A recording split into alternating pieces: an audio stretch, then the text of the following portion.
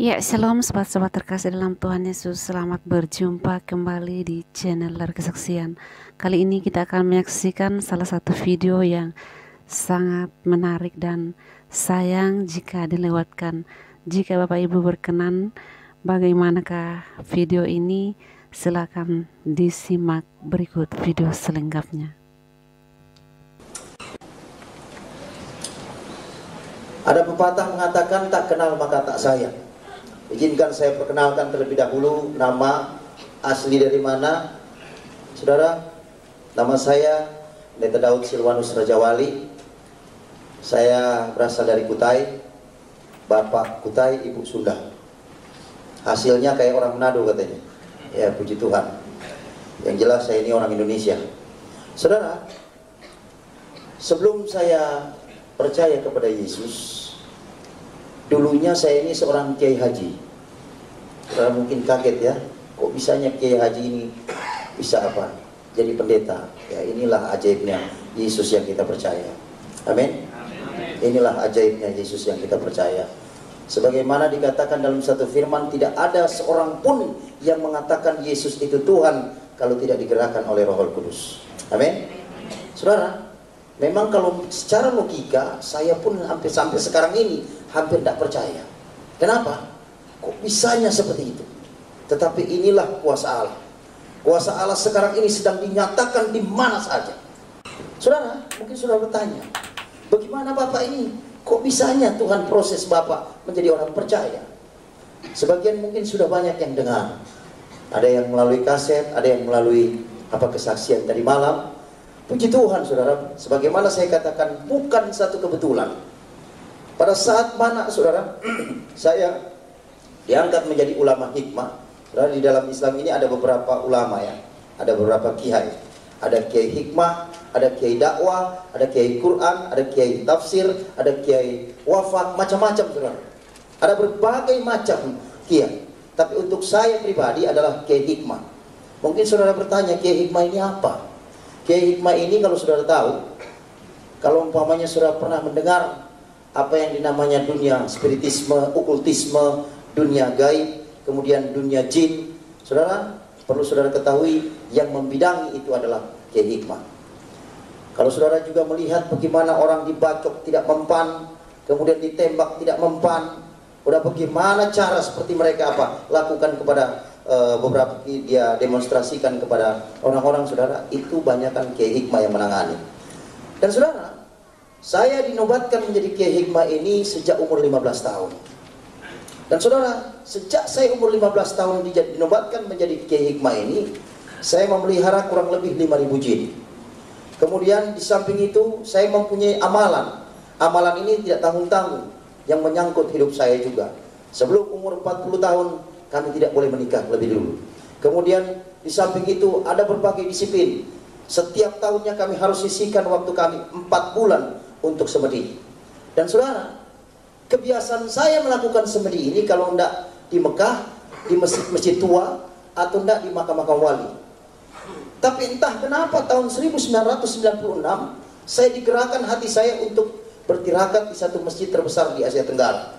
Adapun masjid itu adalah Masjid Istiqlal di Jakarta.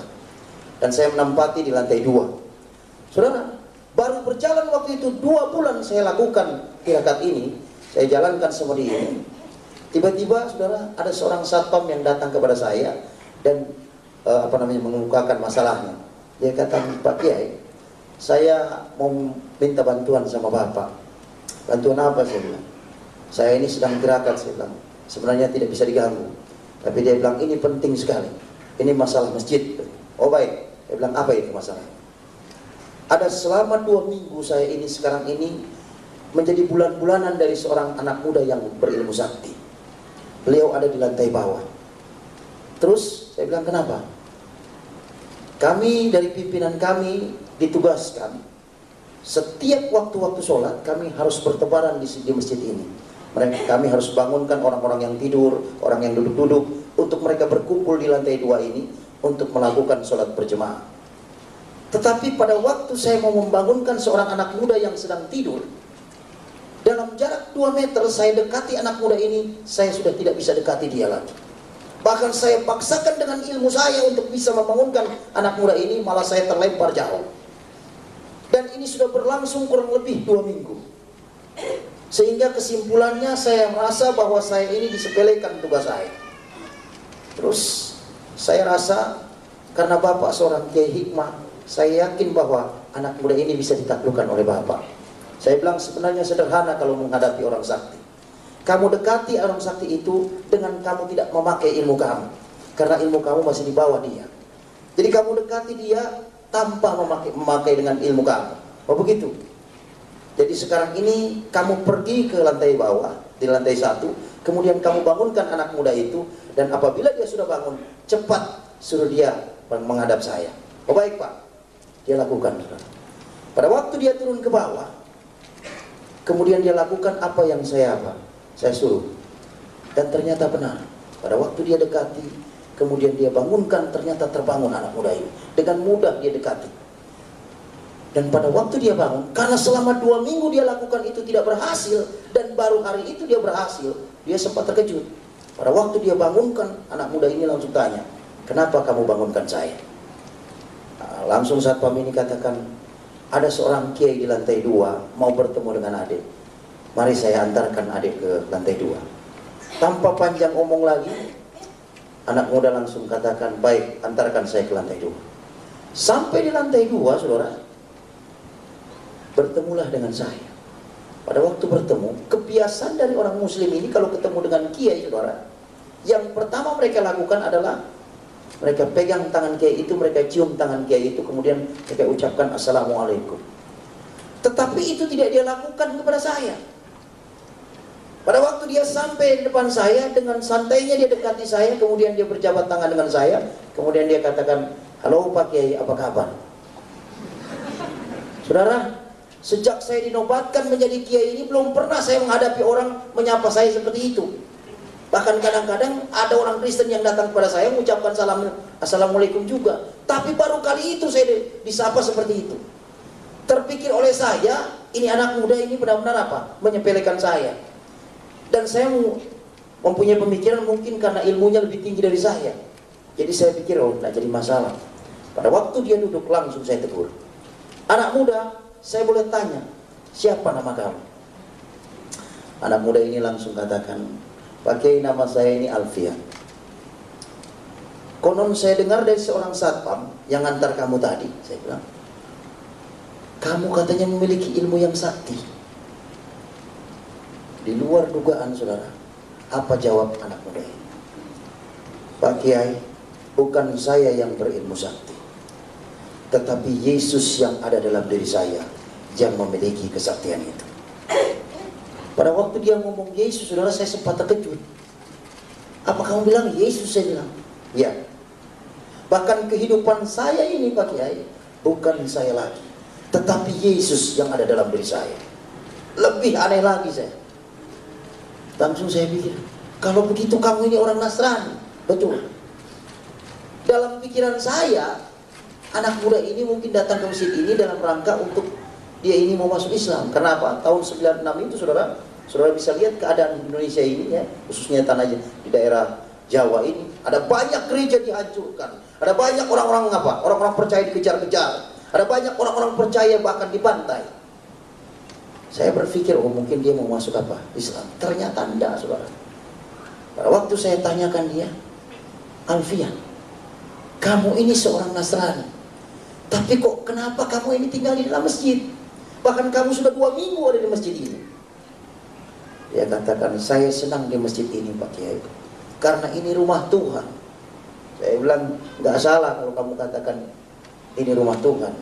Cuman sekarang saya mau tanyakan, kenapa kok kamu tidak bermitra dengan orang Kristen yang lain? Kamu tidak ke gereja, tidak bersekutu dengan orang-orang Kristen yang lain. Dengan tenang Alfian katakan, perlu Pak Kiai ketahui bahwa sekarang ini gereja sedang sakit. Saya bilang, sakit apa? Ada banyak orang-orang Kristen, mereka datang ke gereja bukan menyembah Allah dalam roh dan kebenaran. Bukan mereka yang membaca kebenaran firman Tuhan, bukan mereka untuk memuji nama Tuhan, tetapi mereka mengagung-agungkan akan golongan mereka. Mereka katakan golongan kamilah yang benar, golongan golongan kamilah yang akan ke surga. Golongan Kristen kamilah yang akan masuk ke dalam kerajaan surga. Sementara golongan Kristen yang lain itu tidak masuk dalam kerajaan surga.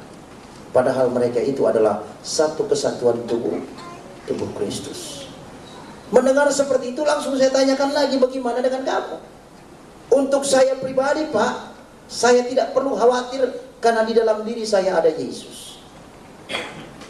Saudara, setiap kali dia ngomong selalu tidak pernah dia apa? Tidak pernah dia tidak selipkan Yesus. Sehingga membuat saya bertanya, saya pikir siapa ini Yesus ini? Langsung saya tanyakan kepada Alfian. Alfian, dari tadi kamu selalu mengalaskan Yesus. Selalu Yesus. Sebenarnya Yesus itu siapa sih? Apa Alfian katakan? Bapak ingin dengarkan apa Yesus ini? Oh ya, saya bilang. Tidak tanggung-tanggung, dia saksikan Yesus itu dari jam 4 sore sampai jam 10 malam. Dia saksikan dengan begitu berapi-api mengenai Yesus ini.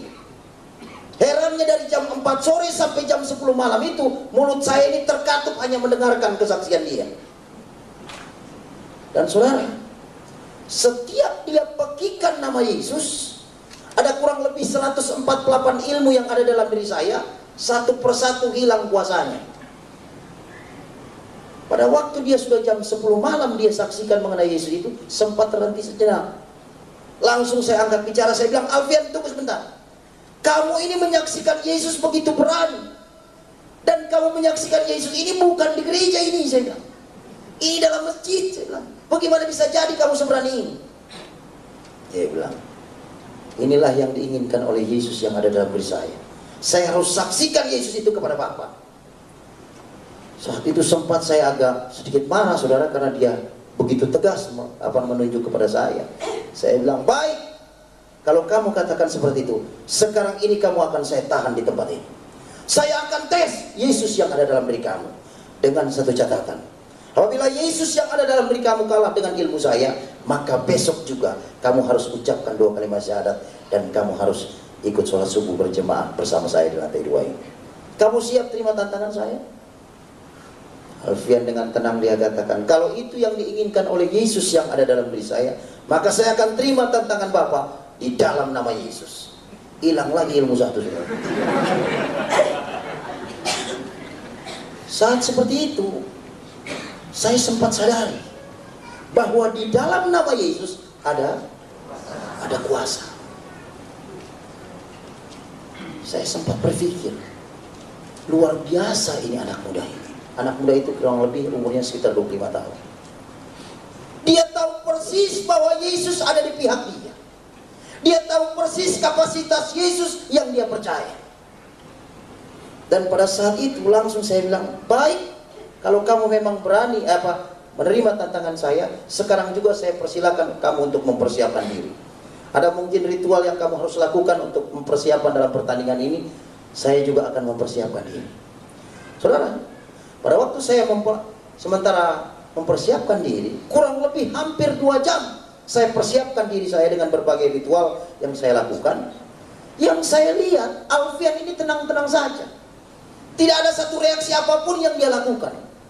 Sepengetahuan saya, biasanya kalau orang Kristen mau persiapan, paling tidak diberhubungan dengan Tuhan dengan berdoa. Kadang-kadang mungkin bertelut, kemudian lipat tangan, tutup mata. Tapi ini dia tidak lakukan sama sekali. Dia duduk dengan tenang. Sehingga membuat saya penasaran. Saya langsung tinggalkan sejenak. Saya punya persiapan. Saya dekati dia. Alfian, boleh saya tanya sebentar? Oh boleh Pak, silakan. Ini saya hampir 2 jam mempersiapkan diri. Tapi yang saya lihat kok kamu tenang-tenang saja. Alfian dengan senyum dia katakan, Bapak ini mau lawan saya atau mau lawan Yesus yang ada dalam diri saya? Iya, saya bilang saya akan lawan Yesus yang ada dalam diri kamu. Tapi paling tidak kamu harus ada persiapan. Dia bilang, kalau itu yang Bapak mau, maka saya persilakan biarlah Yesus yang berperang ganti saya. Dan saya cukup diam saja. Belakangan saya tahu setelah saya jadi hamba Tuhan, ini firman Tuhan, saudara. Pada waktu dia katakan seperti itu, saya udah gak bisa ngomong, saudara. Saya bilang, oke, silakan teruskan kamu punya apa? Persiapan. Saya juga akan rampungkan. Sempat terpikir oleh saya, beberapa kali dia pekikan nama Yesus, ilmu saya hilang satu persatu. Saya bilang ini perlu bantuan, saya bilang. Saat itu langsung saya panggil jin yang saya pelihara. Saat itu saya bilang, jin sini dulu. Saya mendapat satu musuh yang tidak tanggung-tanggung. Masih muda. Yang herannya setiap dia pekikan nama Yesus, ilmu saya hilang satu persatu.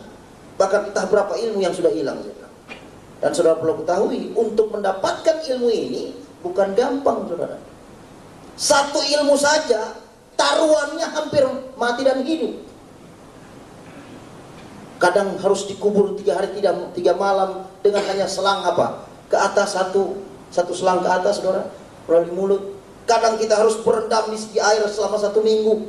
Itu kalau fisiknya tidak kuat, salah-salah bisa gila. Tapi herannya, saudara, ilmu yang sudah begitu susah saya dapatkan hanya dalam nama Yesus. Takluk. Saudara bisa bayangkan bagaimana kuasa nama Yesus ini. Dan saat itu langsung saya bilang, bagaimana saya harus hadapi dia. Ternyata jin ini sudah mengantisipasi selama 2 minggu kedatangan dari Alfian ini. Dia katakan, Pak Kiai, waktu dia datang ke masjid ini, kedatangannya saja tidak diketahui, tiba-tiba sudah ada di tempat ini. Lebih herannya lagi, seorang satpam yang mau dengan tulus mau membangunkan dia sholat, dalam jarak 2 meter sudah terlempar. Itu dia dalam keadaan tidur. Kami pikirkan kalau umpamanya dia melek lebih parah lagi nantinya. Lalu bagaimana saya bilang harus hadapi dia? Apa dia katakan? Waktu itu Bapak tidak memberikan mandat kepada kami. Tapi kalau Bapak memberikan mandat kepada kami untuk menghancurkan Yesus yang ada dalam diri Alfian ini, terlalu kecil, karena kami armadanya kurang lebih 5.000. Oh baik, sekarang ini saya andalkan kamu. Karena selama ini saya andalkan kamu, tidak pernah saya kecewa. Maka sekarang ini saya andalkan kamu. Apa syarat? Syaratnya adalah Bapak harus tidur dan anak muda itu harus tidur. Dan kami akan lawan Yesus yang ada dalam dirinya. Oh begitu? Baik. Saya langsung pergi ke anak muda ini, kemudian saya bilang, Alfian, ada aturan main dalam pertandingan ini. Kamu harus tidur dan saya juga harus tidur. Dan Yesus yang ada dalam diri kamu akan berperang dengan ilmu saya. Kamu siap menerima ini aturan main ini? Dengan tenang dia katakan, kalau itu yang Yesus inginkan dalam pertandingan ini, maka saya terima dalam nama Yesus. Hilang lagi saat itu, saudara. Saudara, saat itu saya benar-benar sedikit gentar, saudara. Karena apa? Saya melihat ada kuasa di dalam nama Yesus ini. Tapi saat itu saya tidak hiraukan, karena saya tahu persis ada backing saya. Saat itu langsung saya bilang, baik Alfian, sekarang ini kita akan mulai. Tepat jam 12 malam. Saat itu saya berikan tempat dia, kemudian saya juga tidak berapa jauh. Kami berdampingan saat itu tidurnya. Sebelum dia tidur, dia minta satu syarat. Pak, saya minta satu syarat. Kalau Bapak banyak syarat, saya satu syarat aja. Apa itu? Saya bilang, apabila Yesus yang ada dalam diri saya menang atas ilmu Bapak, maka besok juga Bapak harus mengenal Yesus secara pribadi. Siapa? Saya sempat bingung, saudara. Ini ilmu sudah hilang. Saya pikir-pikir, ini kalau umpamanya saya bilang iya, repot juga kalau nggak ada backing. Tapi saya ingat backing saya. Baik, saya bilang saya akan terima. Ada keberanian setelah saya punya backing. Dan apa, saudara? Saat itu kami tidur. Jam 2.30, di antara setengah sadar dan setengah bermimpi, saya menyanyikan satu lagu. Saudara, yang namanya Kiai Hikmah ini banyak aturannya. Jangankan sampai nyanyi, bersiul saja sudah haram hukumnya, apalagi nyanyi. Apalagi nari-nari, saudara. Waduh, lebih parah lagi itu, lebih haram lagi itu. Tapi justru itulah yang saya lakukan. Roh Kudus bekerja secara dahsyat dan ajaib di dalam hati saya saat itu. Kemudian dia wujudkan lewat pujian. Saat itu saya menyanyikan satu lagu. Lagu itu belum pernah saya dengar, saudara. Yang namanya kenal dengan orang Kristen aja termasuk tabu. Malah saya nyanyikan satu lagu. Lagu ini mungkin bagi saudara biasa, tapi bagi saya lagu ini luar biasa. Lagunya adalah Allah kuasa melakukan segala perkara. Saya nyanyikan lagu itu dari awal sampai akhir tanpa salah. Dan saya rasakan ada roh damai sejahtera merasuk dalam diri saya. Pada waktu roh damai sejahtera itu masuk dalam diri saya, langsung saya terkejut. Pada waktu saya terkejut, langsung saya ucapkan, astagfirullahaladzim, ada apa dalam diri saya ini? Kok bisanya saya nyanyi? Dan saat itu saya ambil mantra-mantra saya untuk saya keluarkan roh damai sejahtera itu. Karena roh damai sejahtera yang masuk dalam diri saya itu termasuk asing. Karena untuk orang-orang yang memiliki ilmu-ilmu kanuragan, jarang sekali ada damai sejahtera. Yang ada selalu waspada. Mau apa? Jangan-jangan ada musuh. Jadi saat itu saya bergumul untuk mengeluarkan roh damai sejahtera itu. Tapi dengan berbagai mantra yang saya lakukan, tetap tidak keluar. Di saat saya bergumul, Alfian yang ada di samping saya ini terbangun, rupanya terusik. Pada waktu dia terbangun, dia lihat dengan tajam mata saya. Dan dia tersenyum. Langsung dia ulurkan tangannya. Dia bilang, Pak, selamat Pak. Saya bilang, kenapa kamu katakan selamat kepada saya? Ternyata Yesus yang ada dalam diri saya ada juga dalam diri Bapak.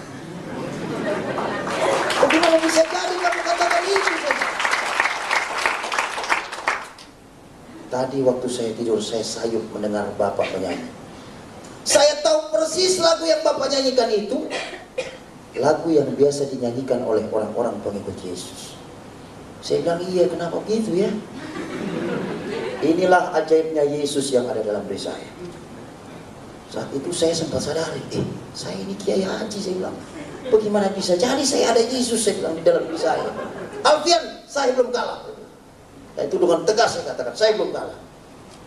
Alfian katakan, saya belum katakan Bapak kalah. Bahkan tidak pernah saya katakan Bapak itu kalah. Tapi yang saya katakan, Yesus sudah ada dalam diri Bapak. Herannya lagi saudara, jin yang siap membantu saya, yang siap menghancurkan Yesus yang ada dalam diri Alfian ini, sampai sekarang ini nggak tahu kemana saudara. Dipanggil sudah tidak pernah datang, wujudnya tidak pernah saya lihat, suaranya pun tidak pernah saya dengar lagi.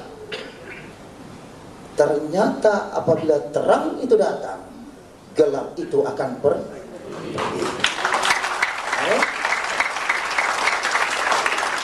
Ada banyak orang tidak mengerti masalah ini.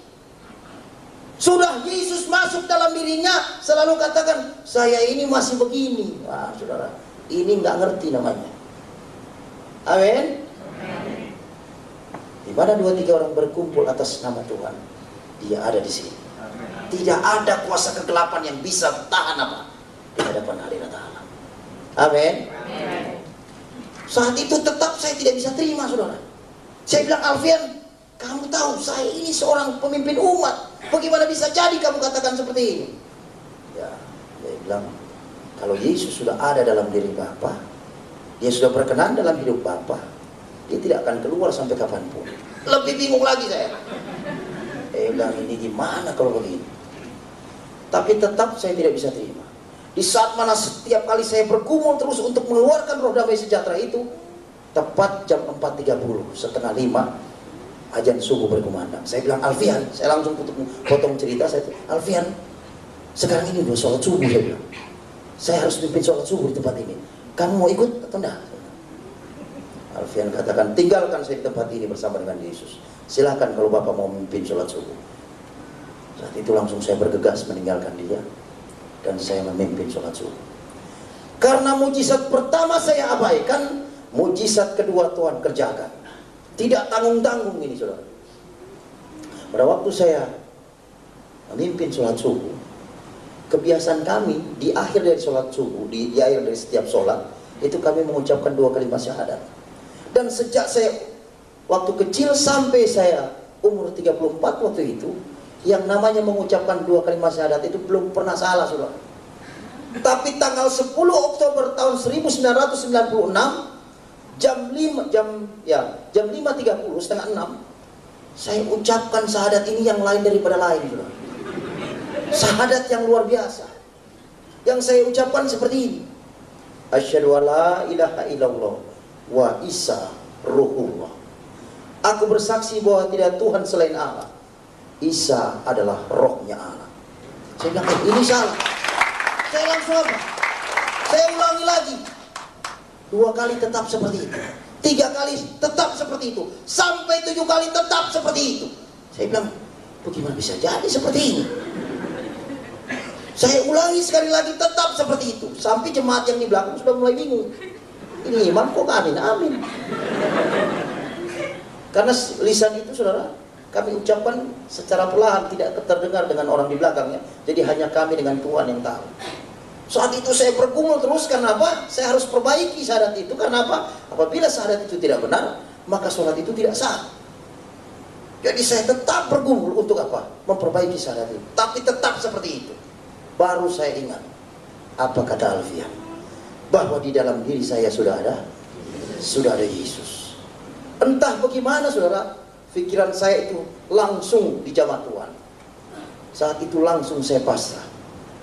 Dan saya ucapkan di pengimaman itu, Yesus atau Isa Al-Masih, apabila Engkau Tuhan dan Allahku yang harus aku sembah mulai saat ini, dan mulai saat ini aku ikrarkan di hadapanmu bahwa Engkaulah juru selamat pribadiku. Di saat mana saya lakukan itu saudara, ada sukacita besar yang masuk dalam diri saya. Saya rasa begitu luar biasa saat itu. Saya sukacita, ada damai sejahtera, karena saya sudah izinkan itu masuk dalam diri saya. Dan apa saudara? Saya saking sukacitanya, saya udah lupa mau mengulangi lagi. Langsung saya ucapkan salam kiri kanan, berjabat tangan dengan jemaat, langsung saya bergegas menemui Alfian.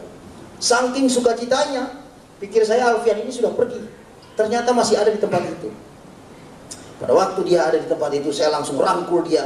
Kemudian saya bilang, Alfian, ternyata Yesus yang kamu sebut-sebut dari kemarin sore, jam 4 sore itu sampai jam 3 tadi pagi, ternyata dia itu Allah sendiri. Apa kata Alfian? Dari kemarin juga saya boleh bilang itu. Kenapa Bapak tidak percaya? Saya bilang, inilah waktu Tuhan untuk saya Alfian. Inilah waktu Tuhan untuk saya. Sekarang saya mau tanya pada kamu. Menurut kitab kami, bahwa Nasrani dan Yahudi atau Kristen ini terbagi atas 77 golongan. Dan hanya satu yang diterima di sisi Allah. Sekarang saya mau tanya, golongan mana yang diterima di sisi Allah ini? Saya akan ikuti itu. Apa kata Alfian? Pak, jangan ikut dengan golongan. Karena ini merupakan penyakitnya orang Kristen. Golongan ini tidak akan menyelamatkan.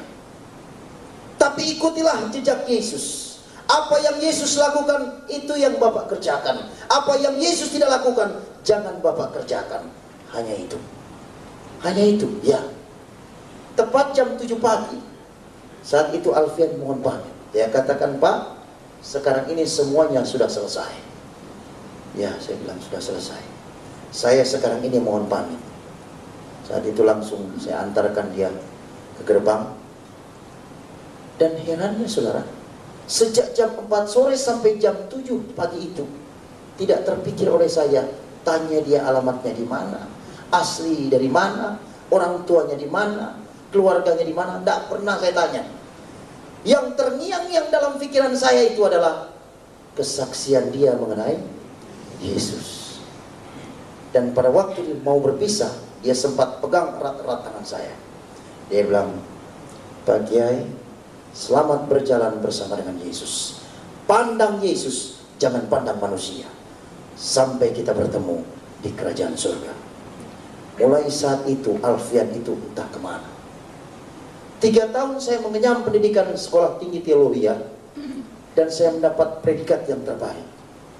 Di saat mana saya menggenggam akan ijazah yang sudah diberikan, saya langsung masuk ke kamar.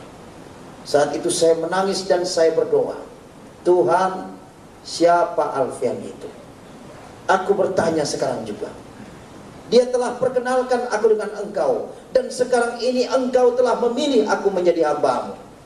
Sekarang ini aku bertanya kepadamu, siapa Alfian itu? Dan apa saudara? Jawab Tuhan lewat doa. Daud, aku kirimkan malaikatku untuk menyelamatkan jiwamu dari api neraka. Saudara, untuk seorang yang banyak melukai hati Tuhan, ternyata jiwanya masih berharga di mata Tuhan. Tapi untuk mengenal Yesus ini bukan berarti tanpa harga, saudara. Ada harga besar yang harus saya bayar. Saya harus diusir dari umat yang saya pimpin. Saya harus apa? Melepaskan semua atribut dunia saya. Saya harus lepas dengan kawan saya yang paling akrab, yaitu jin. Ya, itu saya punya kawan akrab sudah sejak saya umur 15 tahun. Lebih parahnya lagi, orang tua yang justru mengandung saya dan melahirkan saya tidak mengakui lagi saya sebagai anak. Pahit, saudara. Tetapi puji Tuhan, Yesus katakan dalam Matius pasal 11. Saudara bisa lihat ini, saudara. Matius pasal 11 ayat yang ke-28. Saat itu saya dapat firman ini yang pertama. Dikatakan, marilah kepadaku semua yang letih lesuh dan berbeban berat, aku akan memberikan kelegaan kepadamu. Pikulah kuk yang kupasang dan belajarlah kepadaku, karena aku lemah lembut dan rendah hati, dan jiwamu akan mendapat ketenangan. Sebab kuk yang kupasang itu enak dan bebanku pun ringan. Saudara, pada saat saya dapat firman ini, saya dapat penghiburan. Tidak tanggung-tanggung saya sempat dapat kutukan dari umat yang saya pimpin. Ini yang namanya kiai kiai murtad yang siap hidup melarat seumur hidup. Saudara, kutukan ini tidak tanggung-tanggung. Tapi puji Tuhan, murtadnya saya ini malah kenal Yesus, saudara. Yang bukan membuat saya ini semakin melarat, saudara. Semakin melarat seumur hidup, malah tetap naik, bukan turun. Jadi kepala, bukan jadi ekor. Ini indahnya kita bertemu dengan Yesus. Ada banyak sekarang ini tawaran keselamatan, tetapi keselamatan yang hakiki hanya ada pada Yesus. Saudara diberkati? Berapa banyak saudara yang diberkati? Silakan tepuk tangan. Saya undang seluruh choir, bahkan pemain musik untuk datang ke depan. Dan saudara silakan berdiri, ungkapkan hatimu. Apabila saudara mempunyai masalah, mempunyai sakit yang tidak bisa disembuhkan, mempunyai masalah di dalam usahamu, mempunyai masalah dalam keluargamu, bawa di kaki Tuhan. Saat ini dia menunggu saudara untuk dia jamah. Biarkan dirimu dijamah Tuhan, agar mana engkau diubahkan hidupmu menjadi manusia baru. Kita angkat